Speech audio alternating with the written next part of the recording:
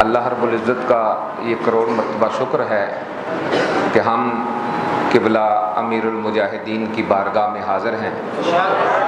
اور اللہ رب العزت نے ہمیں اس قافلے کے ساتھ ملایا جو قافلہ عشق و مستی ہے، جو محبت رسول کا قافلہ ہے، اور جو ملک میں نفاذ نظام مصطفیٰ کے لیے شب و روز کوشاں ہے۔ اللہ کرے یہ کارواں چلتا رہے۔ بڑے کاموں کے لیے بڑی قربانیاں دینا پڑتی ہیں، اور جس طرح قائد ملت اسلامیہ جگر گوشہ قبلہ امیر المجاہدین حضرت علامہ مولانا حافظ سعد حسین رضوی صاحب حافظہ اللہ آپ فرمایا کرتے تھے کہ جتنا لیٹ اٹھو گے اتنی قربانیاں زیادہ دینا پڑیں گی جتنا دیر سے اٹھو گے، تو اس لیے قربانیاں تو ہمیں دینا پڑ رہی ہیں، لیکن قبلہ امیر المجاہدین فرمایا کرتے تھے کہ اسلام روز روز قربانیاں نہیں مانگتا، تمہارا کام ہے کھڑے ہو جانا، جب کھڑے ہو جاؤ گے تو اللہ کی مدد آ جائے گی۔ الحمدللہ قبلہ امیر المجاہدین کے تیار کیے ہوئے یہ عاشقان رسول اب اٹھ کے کھڑے ہو چکے ہیں انشاءاللہ۔ تحریک لبیک یا رسول اللہ یہ وہ تحریک ہے جس کی پوری تاریخ قربانیوں سے بھری ہوئی ہے۔ وہ فیض آباد کا دھرنا لگا لیں، جب ختم نبوت پہ حملہ ہوا بڑے بڑے لوگ خاموش رہے، لیکن اس وقت پوری دنیا میں ایک آواز گونج رہی تھی، اور وہ گونجنے والی آواز قبلہ امیر المجاہدین کی آواز تھی۔ گو کہ اس دور میں حکمرانوں کا ظلم و بربریت، جبر و استبداد اپنے عروج پر تھا، لیکن اس وقت بھی مرد کلندر نے آواز بلند کی کہ مر جائیں گے، ظالم کی حمایت نہ کریں گے، احرار کبھی ترک روایت نہ کریں گے۔ آج شہادتیں دے کے اس قانون کو تبدیل کر کے بتا دیا، گو کہ 1450 صدیاں گزر گئیں کہ حضور کے غلام آج بھی اپنے آقا پر جان قربان کرنا جانتے ہیں، اور اس قافلے کو تیار کرنے والے قبلہ امیر المجاہدین۔ پھر آپ نے دیکھا کہ جب فرانس نے گستاخی کی، نبی کریم علیہ السلام کے خاکے شائع کیے، سرکاری طور پر اس کی تشہیر کی، تو قائد ملت اسلامیہ، عاشقوں کے دلوں کی دھڑکن، جگر گوشہ قبلہ امیر المجاہدین، آپ میدان میں آئے، اور جو ہم نے تاریخ دی ہوئی تھی، ایک معاہدہ کیا، پھر دوسرا معاہدہ کیا، اس کی پھر توثیق ہوئی، لیکن وہ چکر دیتے رہے، دھوکہ کرتے رہے، ٹائم مانگتے رہے۔ بالآخر یہ ہوا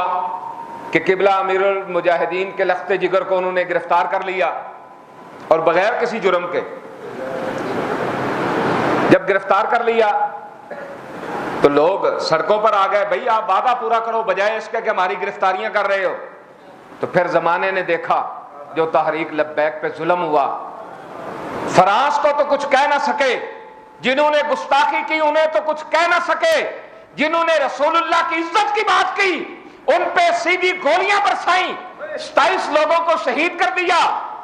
سینکڑوں زخمی ہوئے، کچھ ایسے اپاہج ہوئے، معذور ہوئے، آنکھیں نکلی، کئی لوگوں کے گردے ضائع ہو گئے۔ اس کے باوجود ان عاشقان رسول نے حوصلہ نہیں چھوڑا، حوصلہ نہیں چھوڑا، اب بھی میدان عمل میں موجود ہیں۔ اور میں حکمرانوں کو بھی بتا دینا چاہتا ہوں، تمہارا ظلم، تمہاری سفاکیت جتنے بھی عروج پر ہو، یاد رکھنا ہمارا خون اتنا سستا نہیں ہے کہ جب چاہو اٹھ کے گولیاں برسا دو۔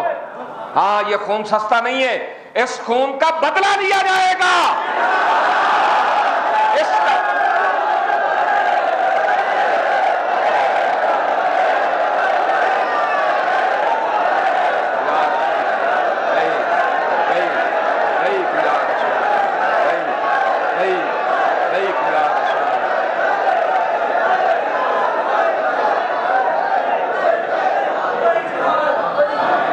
یہ کئی ساتھی کہہ رہے ہوتے ہیں ادھر ادھر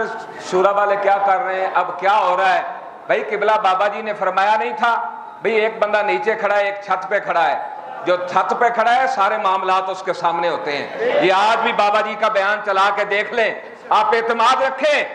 جس بندے کو قبلہ بابا جی نے مقرر کیا ہے وہ انشاءاللہ العزیز اس تحریک سے غداری نہیں کر سکتا، اس سے دو نمبری نہیں کر سکتا۔ ہم انشاءاللہ آپ کے جذبات کی ترجمانی کریں گے،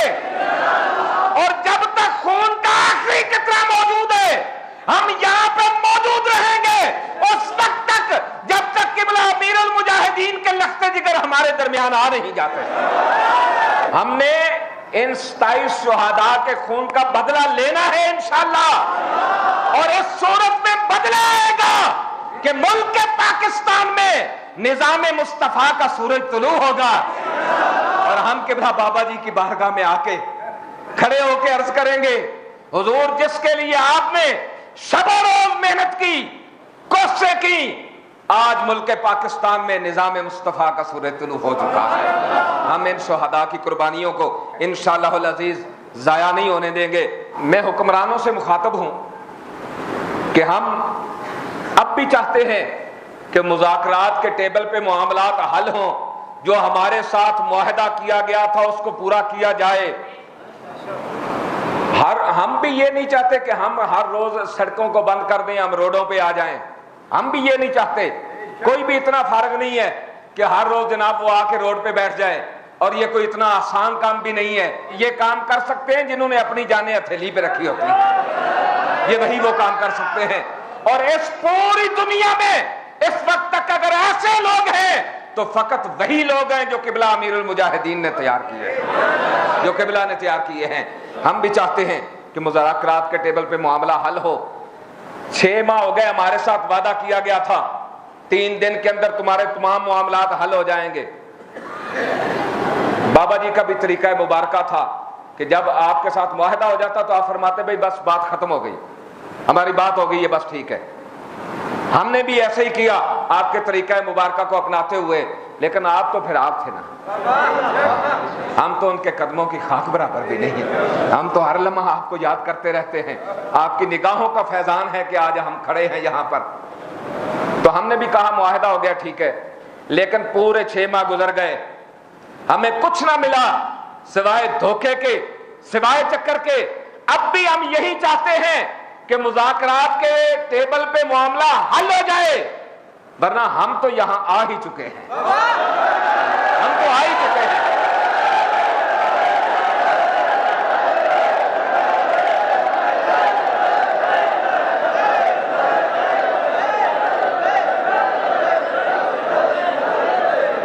اور تحریک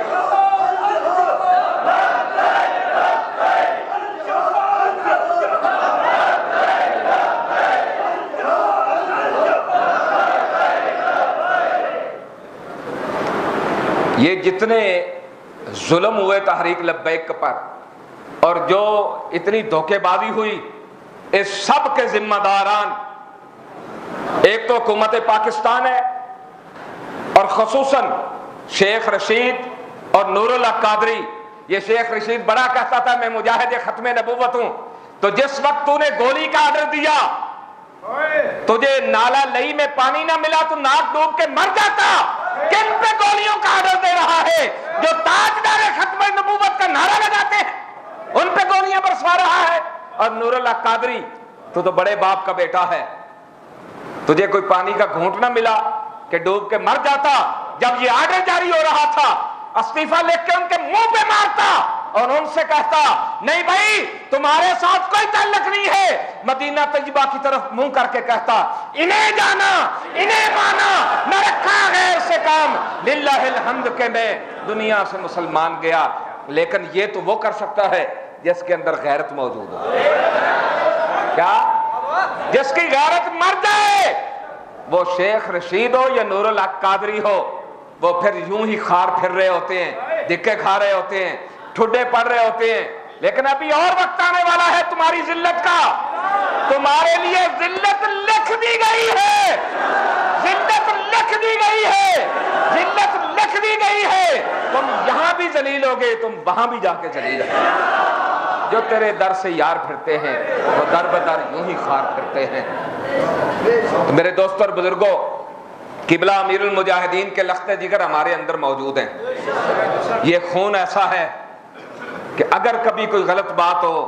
پوری دنیا خاموش ہو سکتی ہے، لیکن یہ خون خاموش نہیں ہو سکتا، یہ بولے گا ضرور۔ انشاءاللہ العزیز جو بھی فیصلے ہو رہے ہیں قبلہ صاحبزادہ کے ساتھ پوری شورا کی مشاورت کے ساتھ ہو رہے ہیں، ویسے کوئی بھی فیصلہ نہیں ہو رہا۔ آپ لوگ جو جمعے کے لیے آئے ہیں آپ نے یہیں رکنا ہے، جب تک یہ فیصلہ قبلہ صاحبزادہ صاحب ہمارے درمیان آ نہیں جاتے، ہر بندہ یہ لکھ لے انشاءاللہ العزیز ہم نے یہیں پہ رکنا ہے۔ اور آج سے روڈ کے ساتھ ساتھ خیمے لگیں گے، پوری شورا بھی وہاں بیٹھے گی، آپ لوگ بھی وہاں بیٹھیں گے، ہم لوگ 24 آور